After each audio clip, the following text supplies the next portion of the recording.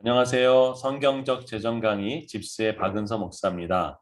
성경적 재정 강의 9번째 시간으로는요. 하나님이 청지기에 요구되는 성품, 정직에 대해서 살펴보고자 합니다. 그동안은 돈의 관리, 또 돈의 쓰임, 이런 그 돈에 대한 집중적인 것을 다루었다면 지금은 본질적이고 태도적인 청지기에 대한 그 부분을 좀 다뤄보도록 하겠습니다. 어, 청지기는 하나님의 소유를 담당한 사람, 맡은 사람입니다. 그렇기 때문에 하나님이 어떤 분이신가, 또 하나님 안에서 나는 누구인가, 그리고 청지기가 맡은 이 재정의 주인은 누구일 것인가라고 분명하게 고백할 수 있는 사람이죠. 여러분이 만약에 여러분의 재정을 누군가에게 맡긴다면 여러분은 정직한 사람에게 맡기겠습니까? 부정직한 사람에게 맡기겠습니까? 말할 필요가 없는 것이죠. 하나님은 우리에게 온전히 정직하기를 바라십니다. 왜냐하면 정직하지 않으면 하나님을 사랑할 수 없고 정직하지 않으면 이웃을 사랑할 수 없기 때문입니다. 또한 정직은 복음 전도에 도움이 되는 신실함을 갖추기 때문에 그렇습니다.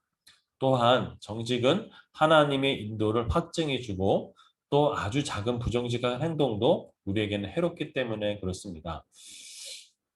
정직과 안전벨트 상당히 유사한 부분이 있는데요. 사실 운전할 때 안전벨트를 매면 불편하고 거추장스러운 부분이 있습니다. 하지만 사고의 순간이나 위기의 순간에서는 이 안전벨트가 있고 없고는 엄청난 차이를 마련해 줍니다. 생명을 살릴 수가 있죠. 사실 정직하지 않아도 별 탈이 없는 경우도 이 세상에 살면서 있습니다. 그러나 결정적인 순간에는 그 정직이 나를 살리는 경우는 우리가 신문지상이나 또 우리가 살다 보면 그런 경험을 많이 보게 되기도 합니다. 그럼 왜 우리는 때때로 이런 부정직한 행동을 하도록 유혹과 어떤 동기를 가지게 될까요? 우리가 알 수 있는 두 가지 가장 중요한 뿌리가 있는데 그것은 바로 탐욕입니다. 탐욕은 대부분의 부정직한 행동의 동기가 됩니다. 정직할 경우에 손해가 날 수 있고 그래서 부정직한 행동을 하게 되죠. 성경은 출애굽기 20장 17절에 내 이웃을 집을 탐내지 말라라고 명확하게 이야기해 주고 있습니다. 창세기 3장에 나오는 우리가 선악을 알게 하는 나무의 실과를 따먹은 아담과 하와도 사실 하나님처럼 되고 싶어 하는 그 탐욕으로 그렇게 범죄하게 되었던 것이죠. 두 번째는 바로 두려움입니다. 하나님이 내 삶에 공급하시지 않을 거야. 오는 내 필요를 채워지지 않을 거야라는 어떤 그 두려움과 그런 그 불안 이것으로 결국 우리로 하여금 부정직한 행동을 하도록 유도할 수 있다라는 것이죠. 사실 이 부분은 하나님을 믿지 않는 불신앙과도 연결되어 있습니다. 흥미로운 것은 성경에서는 두려워하지 말라라는 단어가 365번이나 기록되고 있다는 것입니다. 하나님께서는 우리가 이 땅을 살아가면서 얼마나 많이 두려워하고 있는지, 얼마나 그것을 안타까워하는지를 잘 알려주고 있는 것이죠. 탐욕과 두려움이 우리로 하여금 부정직한 행동을 하도록 하는 뿌리라는 것들을 배웠습니다. 그렇다면 우리가 혹시나 정직하지 않았다면 어떻게 해야 될까요? 성경은 세 가지 면에서 제시해 주고 있는데 첫 번째는 하나님과 관계를 회복하는 것입니다. 하나님께서는 우리가 죄를 자백하면 우리의 모든 죄악들을 또 모든 불의를 깨끗게 하실 거라고 분명히 약속하고 계십니다. 또 하나는 피해 입은 자와의 관계를 먼저 회복하는 것이 중요하다라고 말씀하고 있습니다. 그리고 부정직하게 얻은 이익은 돌려주라고 얘기하고 있습니다. 혹자들은 이런 그 실천을 하는 부분들도 간혹 보기도 합니다.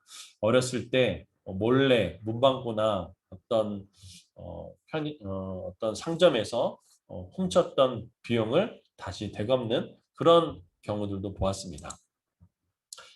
저는 청직에게 요구되는 그 정직이 가장 중요한 그 유익이 있다면 저는 바로 이것이라고 생각합니다.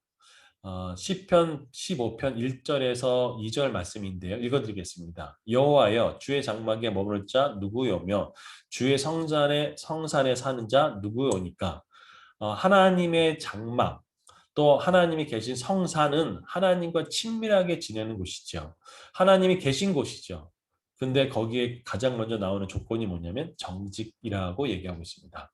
정직한 자가 하나님의 장막에 거하고 정직한 자가 하나님이 계신 성산에 계시다라는 것이죠. 어, 정직은 하나님과 깊이 친밀해지는 열쇠라는 것들을 여기서 알 수 있습니다. 저는 정직해지고 싶습니다. 여기서 말하는 정직의 의미는 어, 우리가 나 자신을 정직하게 들여볼 수 있는 것도 저는 포함한다고 생각합니다. 하나님과 깊은 친밀감에는 깊은 기도가 필요하겠죠.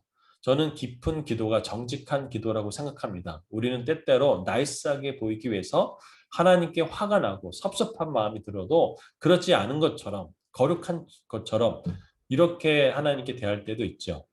그러나 다윗과 같이 또 아니면 바울처럼 자신의 마음을 또 자신의 슬픔을 또 자신의 분노를 하나님 앞에 정직하게 쏟아넣었던 그 성경의 선지자들처럼 또 성경의 많은 주인공들처럼 정직한 기도는 하나님과의 깊은 친밀감을 저는 제공해 준다고 생각합니다.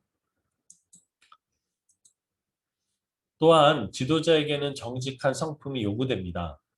관원이 거짓말을 들으면 그 하인들이 다 악하게 되죠. 부정직한 사장 밑에는 부정직한 직원이 있을 수밖에 없지요.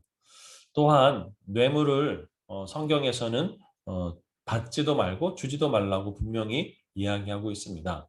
우리가 이 땅을 살아가면서 재정은 참 쉽지 않은 문제입니다. 쉽게 얘기해서 뇌물을 주면 더 많은 재정을 쉽게 얻을 것처럼 보이지만 실상 우리는 이런 부분에서 주의하라고 분명히 성경은 경고해주고 있다라는 것입니다. 오늘 정직이란 이 주제가 우리 일상에서 쉽지 않은 부분이 있을 수 있다는 것들 저도 인정합니다. 사회적인 압력, 때로는 모든 사람이 그러하니까라는 그런 말로 우리의 정직에 대해서 유혹할 때가 있는 것이 사실입니다.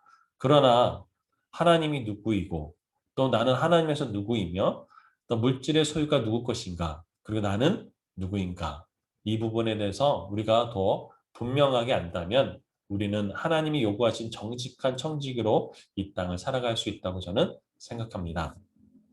다음 시간에는요, 돈의 의사결정을 할 때 필요한 조언, 또 저축과 투자 등등 우리가 재정을 쓰이는 데 있어서 필요한 의사결정이 있죠. 그 부분에 있어서 같이 나누어 보도록 하겠습니다. 여러분, 감사합니다.